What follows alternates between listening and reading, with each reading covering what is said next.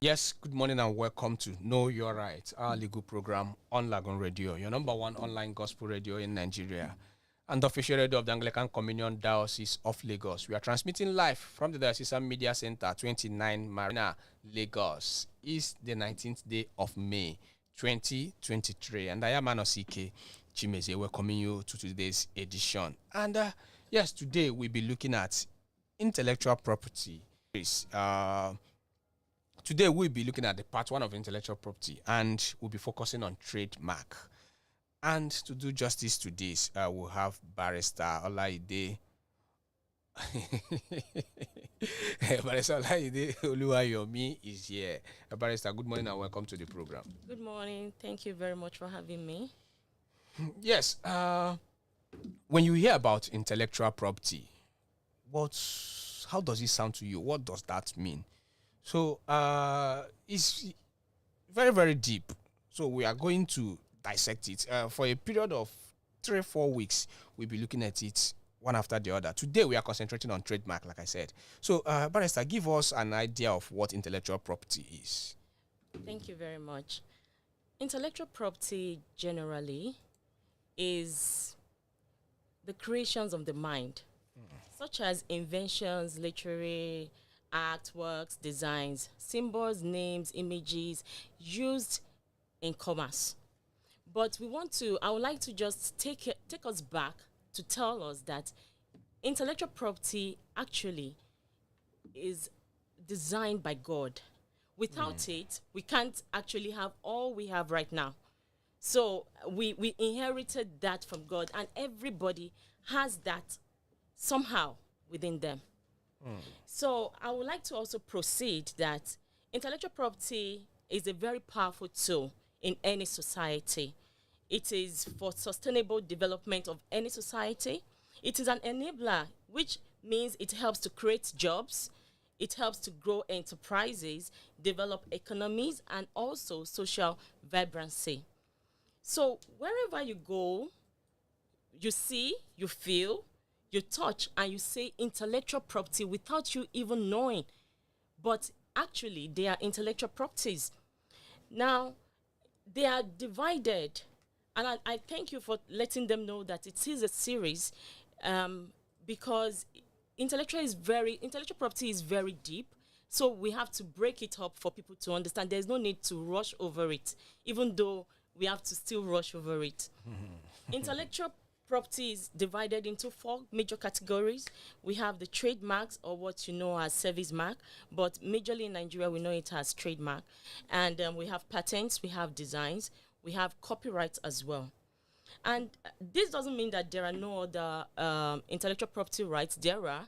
You have, and utility models and all that. But I will just touch on as we move. Intellectual property. Let us start with trademark, as you have introduced it today. Trademark is recognized in Nigeria under the Trademarks Act T13 LFN 2004. And the process of trademarking is very simple. First of all, you conduct your search from the trademark office. Then, after the search, you have to apply. When you apply, you pay a prescribed fee. When you apply, then you either acceptance letter or refusal. And this is always to the factor, or it can be traced to the factor of how distinct your mark is. Now, when you file, you have to consider, okay, under what classification. So trademark has classification, and it runs from class 1 to class 45, 1 to 34 for goods, and 35 to 45 for services. And this particular classification we use in Nigeria is called NICE International Trademark Classification, 9th edition of 1988. Now, when you pay for the application, and once you've gotten your acceptance letter, you will proceed to make publication in the trademark journals. And this is quarterly. Now, there is the member of the public or any interested party to file opposition. So you file an opposition notice that, oh, you are not going to allow that to happen because it's conflicting with your trademark or trademark of your client.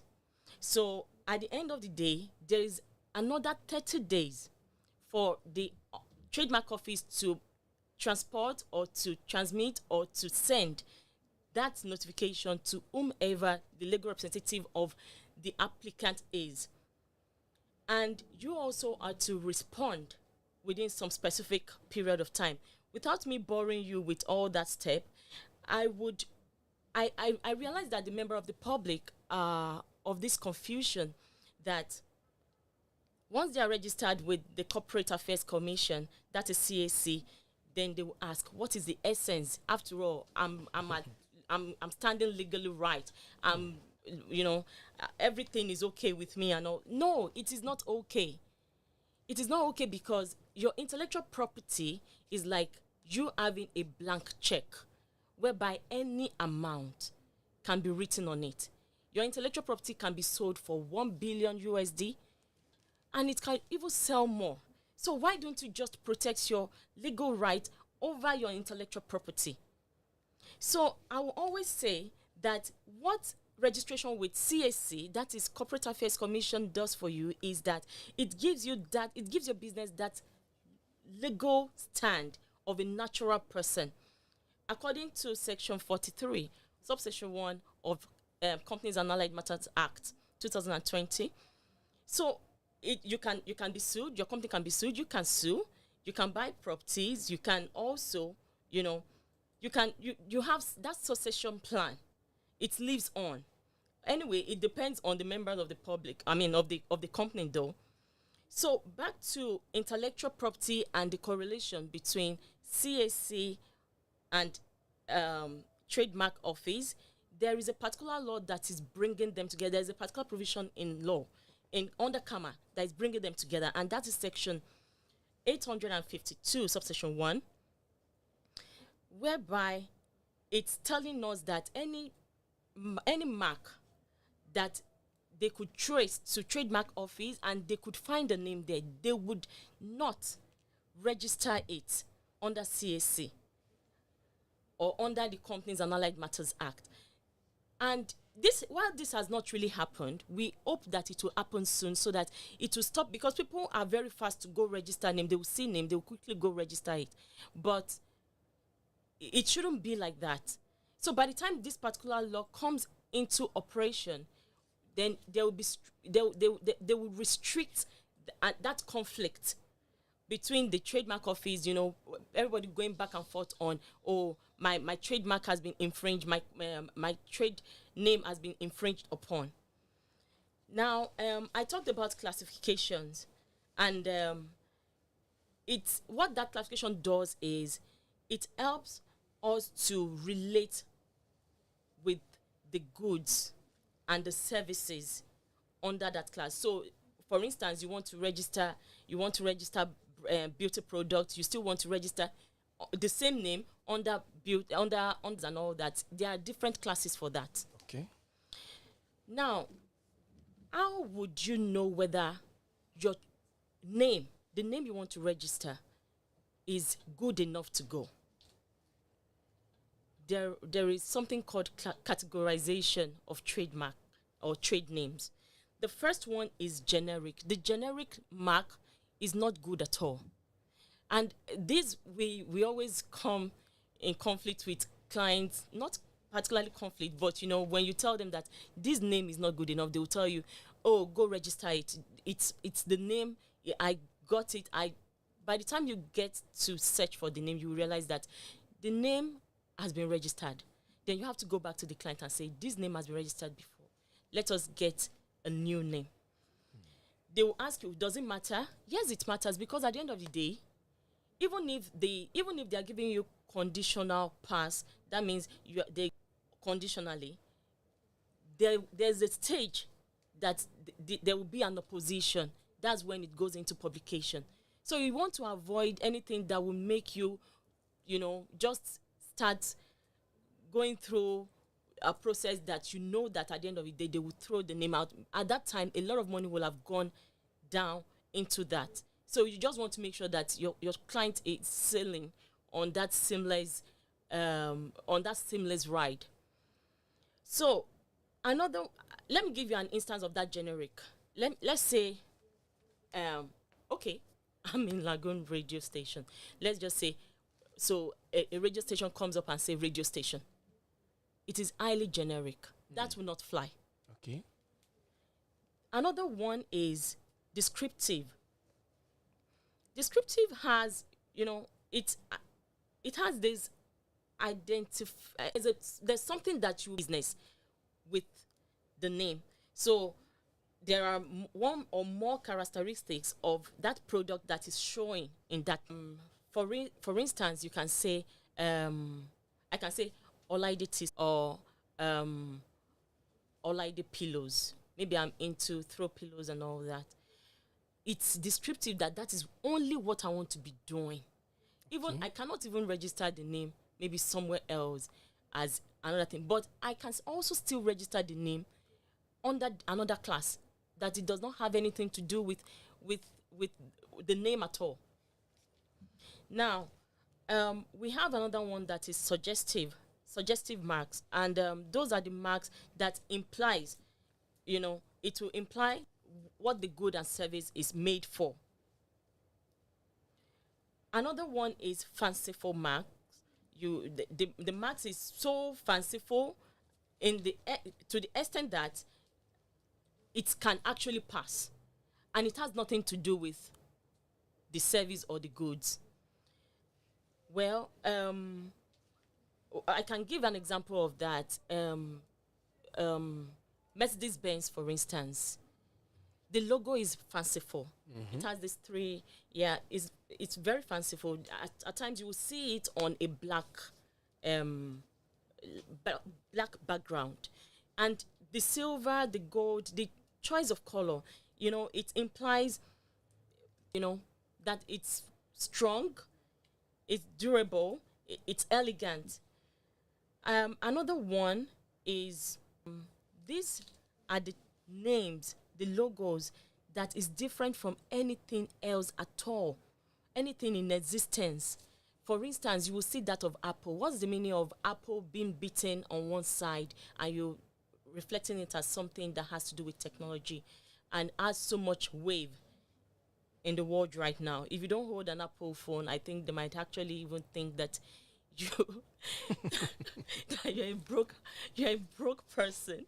So Apple beating on one side and it's representing a brand as strong as that is something to really consider. There is no correlation between the beaten apple and the service and the goods they are selling to the world. Okay, now talking about trademark, you've said all this. What does it protect? It protects your business get-up, okay, so to say. Because trademark has to do with your name. And, it's very easy to mistaken it with trade dress. Oh. Yes. Okay. So when I say get up, it will be your name, your logo. The trade dress is more of what identifies the features of the product of the company, the package, the elements, the decor items, and similar concepts. So you want to, while trademark is more of the name and the logo, trade dress is more of what you can see, fight with. So, for instance, there was a time I went to the market. I wanted to buy seedling cubes. And I said, give me no. The trader gave me a packet that looks like no. But it wasn't no. So I bought it regardless. I bought it and I did not say a word. So I went to another place to ask, give me no. Then they gave me no.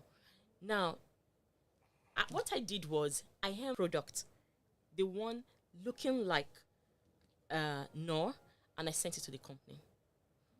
Whether they get it, whether you didn't get it, I don't know. But I know that I now later went for market survey to see whether that product is in the market, and I realized that it wasn't. So maybe they acted on it.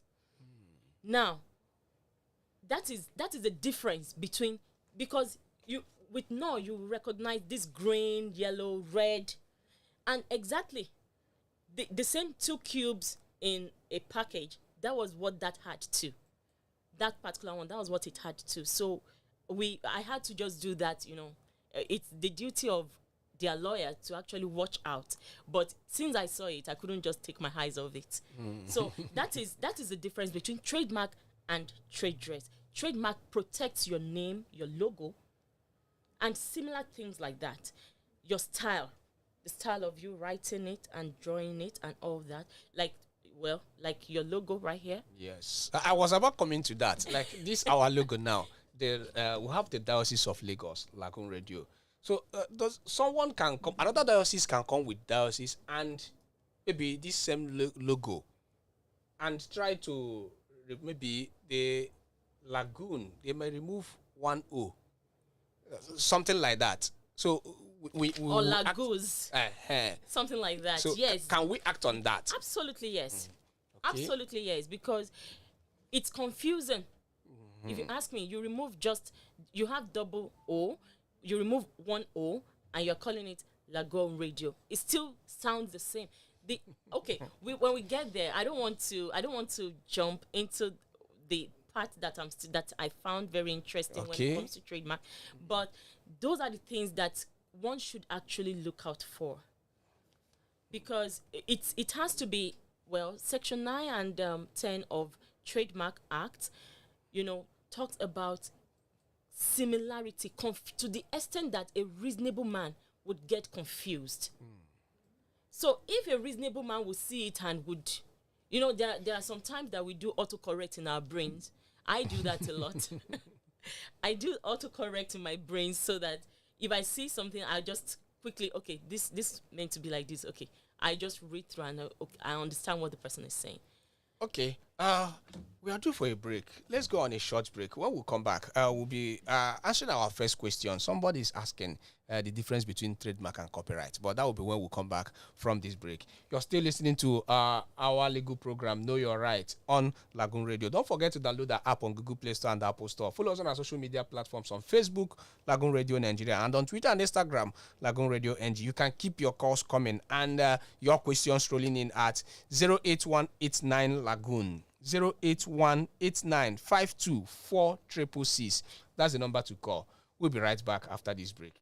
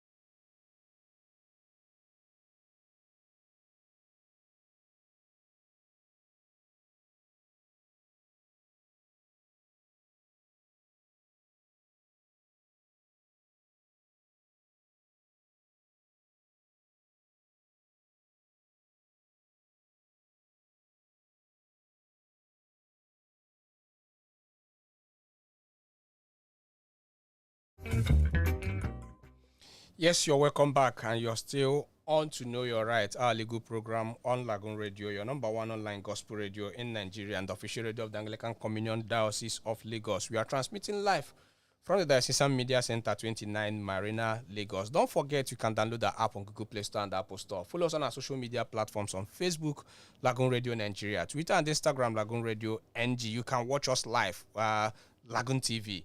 And also you can make your contributions on the program 08189 Lagoon. That's 08189524666.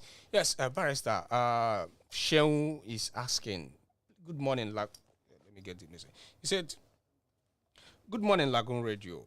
Please, I'm enjoying the program. Thank you, Barrister, for doing justice to this. Please, what's the difference between copyright and trademark? Thank you very much, Sheung. Thank you for listening. Trademark, like I said, is about your business. It's about your business get up, your name, your brand, your logo. While copyright has to do with the literary, anything that has to do with literature, with lyrics, music, paintings, all those ones are copyright. Oh. Yes. So there is clear difference between copyright, and this is me speaking to you in a very, very layman's language so that we will all be on the same page and understand. That's the difference. It has either. Okay. Yes. Okay. Miriam is also asking. He said, "Good morning, Barrister and Lagoon Radio. Please, how do I trademark my product?" Okay. First of all, you have to get yourself a lawyer, and who is very knowledgeable in trademarking, and you get your name, your business name or product name. Then, we have to ascertain the product, whether body cream, whether biros, stationaries, whether furnitures, whatever. Let your lawyer know, then submit the name, the logo, and her. Then I've already run through the process of registration, which is conduct search, apply. Upon application, it's either acceptance or refusal, depending on how distinct your mark is. Then you await that 90 window period of waiting for either opposition or for it to scale through. After that, you are due for a few months, 3 to 6 months thereafter, for registration. Okay, we'll have a caller on the line. Hello, good morning. Hello, good morning. My name is Okay, Jennifer from Owerri. Okay, good morning and welcome to the program. What's your question? Okay, my question is, I want to know if there is any difference between the CAC registration of meeting, okay, whereby if I register my business on that meeting, can that out or must it be registered under CAC? Now, one. Now, secondly, as a small business operator, what are my risks if I do not register my business with CAC? That's what I want to ask. Okay, the barrister got the second question, but rephrase the first question. I asked, what is the difference between CAC and Maiden? Okay. That's SMEAN. Okay, thank you very much. Is that yes, the CAC and Miden. Small and medium price development agent? Okay. Thank you for that. Barrister will do justice to that. Thank you for calling anyway. Thank you. Yeah. She's asking the difference between CAC and those small and medium enterprise registration. Oh, Okay, thank you very much, Ma. The difference between CAC and small and medium business registration is different and it's still the same. First of all, CAC, there's no business in Nigeria that will not register with CAC. I haven't seen. So you can either register as a sole proprietorship, partnership. You can register as company limited by guarantee or limited. Sachet water that you want to sell. You have to register with CAC. Okay, CAC is just the Is the foundation of any business. So every other thing builds on CAC. Yes, okay. please. The second question, you say, what's the risk of if you don't register with CAC, as a small and a medium enterprise? you don't want government to run after you. Oh, Yes. So it's regulatory issue. It's illegal for you to run your business in Nigeria without registration, because that means you want to you don't want to pay your tax. I don't know, because those are the things that comes to mind. If you're running business in Nigeria, you just have to register with CAC. Any other thing you want to do, when it comes to the regulatory side of your business, you have checked that. okay. Yes, please. Okay, moving on. Looking at this trademark now, am I the one to design the trademark, or when I'm registered, I'm being given? No. Okay. What you are being given is approval to carry on with your trade name, your logo, and all that. You would go and do your design with your graphic design and all that. It depends on how you want it to look. If you want it simple, if you want it very complex, if you want it, whatever design you want, you are the one to get your name, to get your logo, to get your color, to, however you want it, because those are also registrable. Oh, Yes. okay. Another person asked, "Good morning, Lagoon Radio. Please, do I need a lawyer to carry on the trademark, or should I do it myself?" You if you try to do it yourself, I won't say you can't. After all, you can even register CAC yourself. It's open to the member of the public, but why you will need a lawyer is because there are technicalities to it. Oh, There are technicalities to it. It's not as simple and that's the reason why people don't understand. Why trademarking? I've registered with CAC. Why trademarking? After I registered my CAC registration myself, I applied for it myself and I got it. You can get it. In fact, all those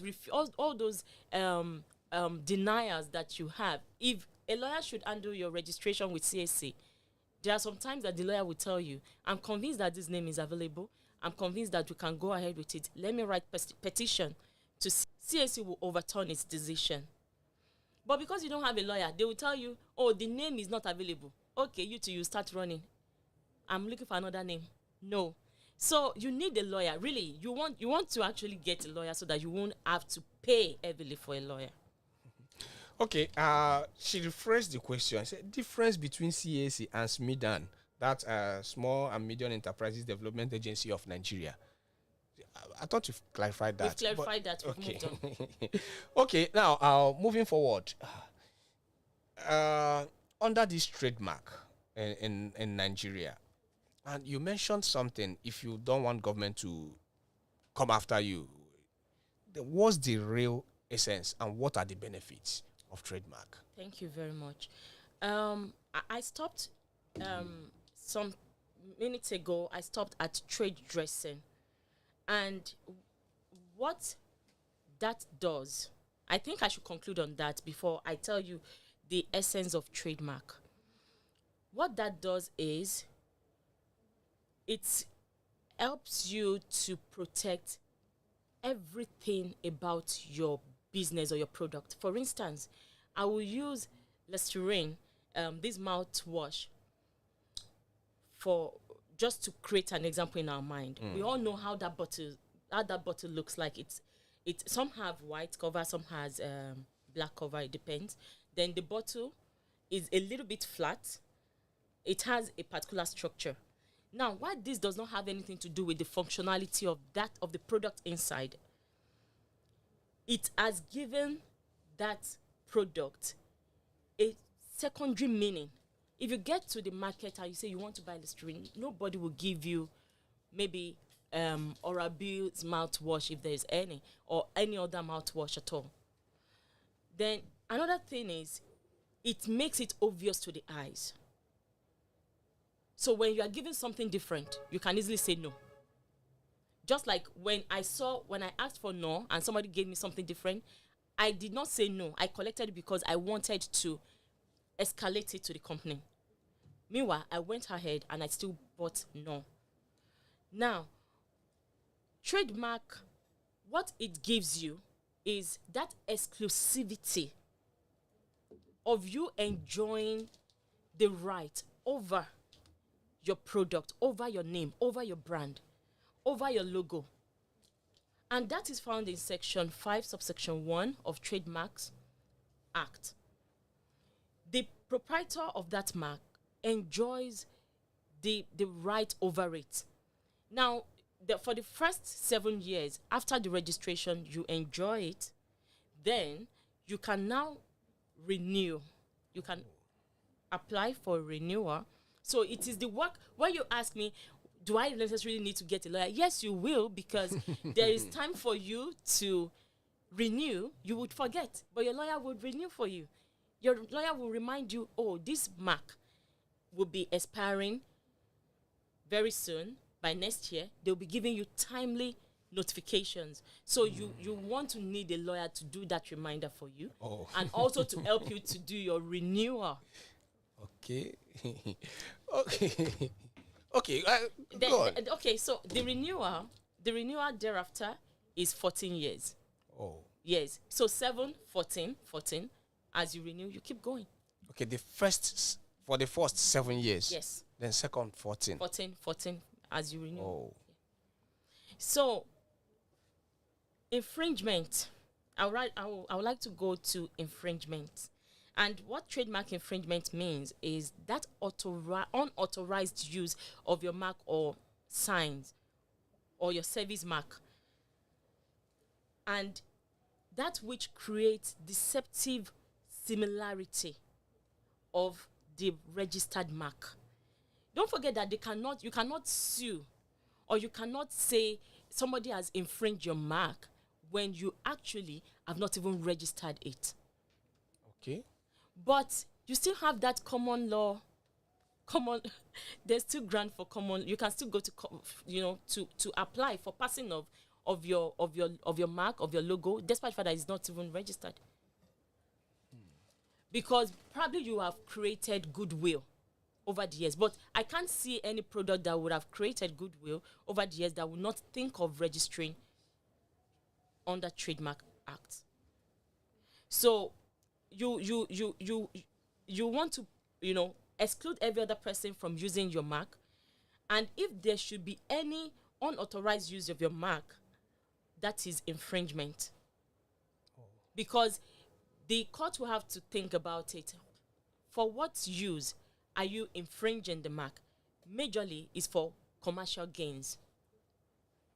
It's for you to be able to get some money. You want to deceive the member of the public so that you can divert some. Since there's a goodwill, everybody knows Coca-Cola, for instance. You now went to do Coca-Cola, something like that. You understand? There was a long war between Coca-Cola and Pepsi that has been resolved now. But before it could be resolved, there was a war, so to say. So we want to make sure that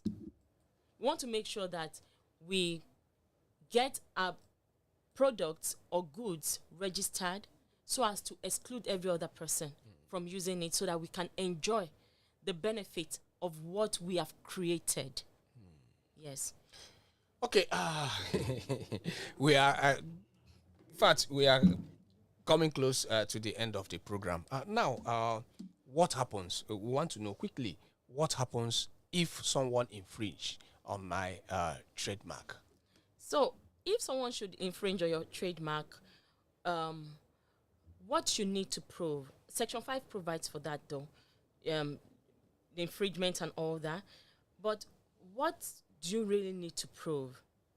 Number one, you have to prove that the mark is so similar to create that likelihood of confusion in a reasonable man's mind, and that the court would also want to know is the plaintiff's infringed mark, the strength of the plaintiff's mark in the marketplace.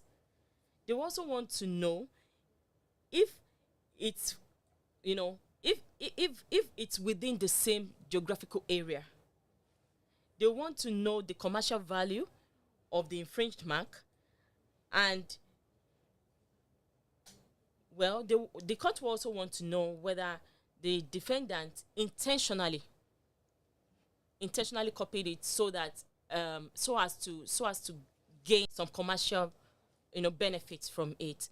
Now, if somebody should infringe your mark, well, some people will say, I can go to court myself. You can go to court yourself, yes, if you can defend yourself and you know the law. But you want to get a very good lawyer. And it's now under two pillars. It could be criminal. It could be civil. Okay. And you can also apply under common law. I told you that if your mark is not really registered but is well known in the market and all that, maybe in the process of registration, you can quickly go to the court and, get that sorted out. However, under civil right, you can apply for injunctive reliefs, and that is to, stop the infringer or restrain the infringer from infringing on your trademark. And also, you would, as a plaintiff, you want to also consider, these are things to consider. You want to consider the merit of your case. You want to consider if the suffering that you have suffered is irreplaceable, like the damage is so great. Then another one you want to also, the court would also want to consider is how the injunction will affect both the plaintiff and the defendant. And the most important is the interest of the public. So if they grant the injunction, how would the public react to it? So another thing you also kind of may benefit if you've actually registered your trademark is to claim damages. Okay. As compensation for the losses. You can claim as much as 1 trillion USD. Oh. That's why I said it's an open check. Okay. You can write anything on it. So far you have goodwill and you can prove all these things that I've said earlier. Another one is an atopilla injunction, whereby there will be an expected application defendants to be able to access the premises where the infringement is being carried on. Another one is account for profits, to recoup the profits that the infringer has, gained over the years period of time. Then we have the criminal aspect of it. You can sue, and that will be under counterfeiting. Yeah. Okay. Because it could be threat to life and also to the business. If somebody should counterfeit a particular product and maybe 1 or 2 or 3 persons die, you want to see that as because they will lay claims. Somebody took. I would like to remind us Babina, how Babina went down. It wasn't as if somebody counterfeited. It was just internal control issue at that time. If people are very familiar with that story, I don't want to go into details. But imagine that another company had that problem. Like, okay, but why Babina was there? Another company did something similar to Babina, was actually counterfeiting, and some people took it. It's still the fate of Babina then is what will still happen to them. So you want to make sure that your trademark is not infringed. You want to make sure by making sure that you register your business. Okay, in 30 seconds, what would be your advice to anyone listening to us this morning? My advice to the member of the public is that you should try, as much as you've registered your company with CAC, that's Corporate Affairs Commission, please register your mark as necessary with the trademark office. Get a lawyer. Getting a lawyer will not cause you any injury. Have a lawyer beside you, just like you have a medical doctor, just like you will have your imam or your pastor. Have a lawyer beside you who will stand with you. Okay, get a lawyer. And that's how we'll be ending the program this morning. We most sincerely thank you, Barrister Olaide, for coming on the show. Thank you so very much. Of course, I forgot to mention that she is our legal and compliance manager at Oakwood Group. The show continues again next week with another topic. It's a series, and we are going to do it. I hope you learned a lot today. And thanks to everyone that tuned in, and thanks to our caller, Genevieve, all the way from Owerri. From me, Anosi Kechimeze, and from our producer, Sandra Nje, is goodbye, and do have a lovely weekend. We are out.